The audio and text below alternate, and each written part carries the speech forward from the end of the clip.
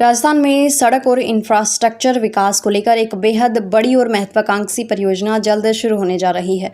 कोटपुतली से किशनगढ़ के बीच बनने वाला 181 किलोमीटर लंबा 4 लेन ग्रीनफील्ड एक्सप्रेसवे अब अंतिम तैयारियों के चरण में पहुंच चुका है। करीब 6000 करोड़ रुपए की लागत से बनने वाला ये एक्सप्रेसवे राजस्थान के परिवहन तंत्र को पूरी तरह से बदलने वाला है। माना जा रहा है कि जुलाई महीने से इस परियोजना का काम शुरू हो सकता है।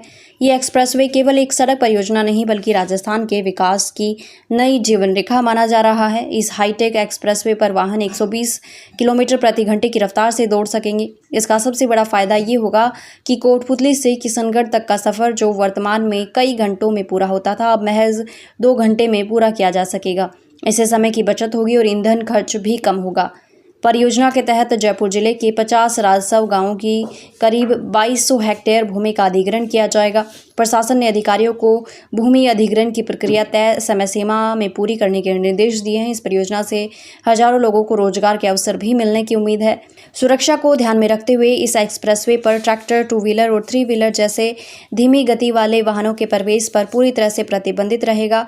यहाँ केवल हाई स्पीड वाहनों को अनुमति मिलेगी। इसके अलावा एक्सप्रेसवे पर अत्याधुनिक इंटेलिजेंट ट्रांसपोर्ट सिस्टम यानी ITS लागू किया जाएगा। सबसे खास बात यह है कि यहाँ ऑटोमेटिक नंबर प्लेट स्कैनिंग तकनीक के जरिए दूरी के हिसाब से टोल वसूला जाएगा। यानी अब लंबी टोल लाइनों में खड़े रहने की ज़रूरत नहीं होगी। यहाँ स्मार्ट सिस्टम यात्रा को और ज़्यादा सुविधाजनक बनाया जाएगा। इस एक्सप्रेसवे पर कुल 9 एंट्री और एग्जिट पॉइंट बनाए जाएंगे। जोबनेर के पास ड्योडी हरनाथपुरा मोड़ पर बनने वाला एंट्री पॉइंट नावा, कुचामन और आसपास के इलाकों में लोगों के लिए बड़ी राहत साबित होगा। किसानों की सुविधा को ध्यान में रखते हुए हर 2 किलोमीटर पर अंडरपास और प्रमुख मार्गों पर फ्लाईओवर बनाए जाएंगे ताकि स्थानीय यातायात प्रभावित न हो। विशेषज्ञों का मानना है कि ये परियोजना राजस्थान में व्यापार, पर्यटन और औद्योगिक विकास को नई दिशा देगी। एक्सप्रेसवे के आसपास नए औद्योगिक क्षेत्र विकसित होने की संभावना है, जिससे ग्रामीण अर्थव्यवस्था को भी मजबूती मिलेगी।